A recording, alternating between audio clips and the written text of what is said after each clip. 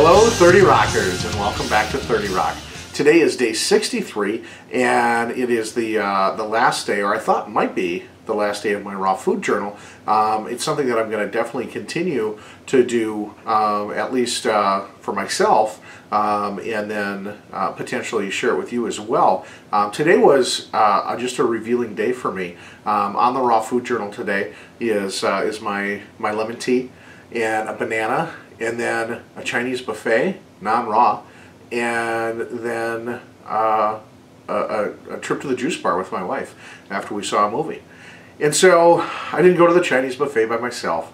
I actually have somebody that works for me that has been working on this huge, complex project for several weeks now. And the project dates back even further than that, just getting ready and planning for it.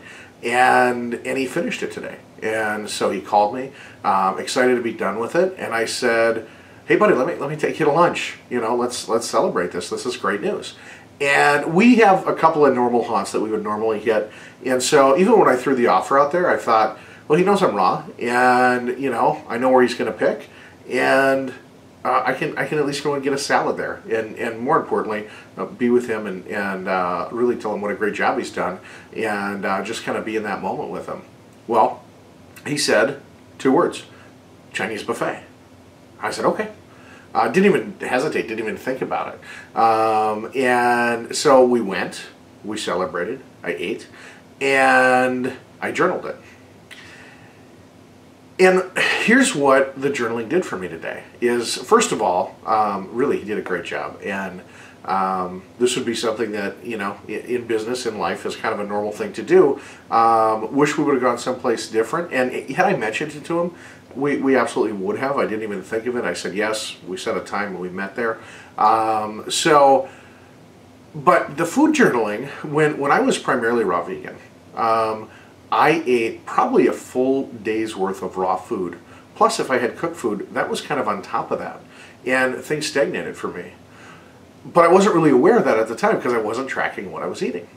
And so now with the food journal, I saw this, like, boom, Chinese buffet in there.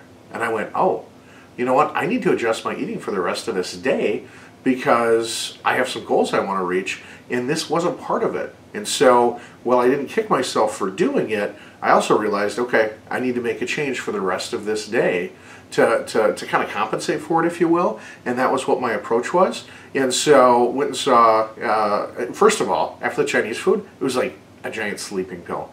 I mean, I just felt groggy and weighed down and wanted to sleep. Normally after Chinese food, the way I used to feel was usually hungry again in 30 minutes. I know it's a joke a lot of people make, but it's funny because it's true. So I did. It was just, I felt weighed down, wanted to go to bed, fought through the next couple hours, and then my wife and I went and saw a movie. We each drank a liter of water while we enjoyed the movie, and then there's a juice bar nearby, so we went and we had some fresh juice for dinner, and it was fantastic. But I really, because I had journaled and thought about it and putting more rigor around the process, I had a tool in place then that I could use and say, hey, wait, I need to readjust. Which made me think about, you know, these Olympic athletes one more time, and especially the downhill skiers.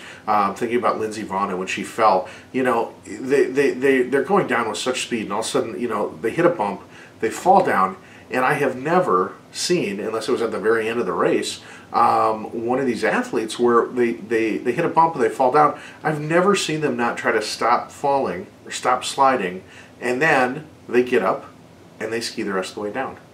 They don't say, well, I'm already free falling, I'm just going to keep rolling all the way down the hill. And I think that sometimes, you know, when you do something you wish you wouldn't have done, or that you have second thoughts about, it's easy to say, well, the day's already ruined. So therefore, when I go to this movie, I'm going to get popcorn and Raisinets and whatever else, and afterwards might as well get a piece of pizza. The day's already ruined. Well, no days are ruined. Every day is what you make of it. And so for me, had a great time. It was a great thing to do as far as going out and celebrating this great accomplishment. Could have done it differently, so that's note number one. Note number two is that it didn't have to affect the rest of my day. I was able to get up and rebound from that. And so the food journal really gave me an insight into one of the reasons why, even when I was primarily raw vegan, if you eat all the calories and all the fat from a raw vegan diet, and you add cooked food to it, I think you're going to go backwards and stop having results. It's common sense at that point.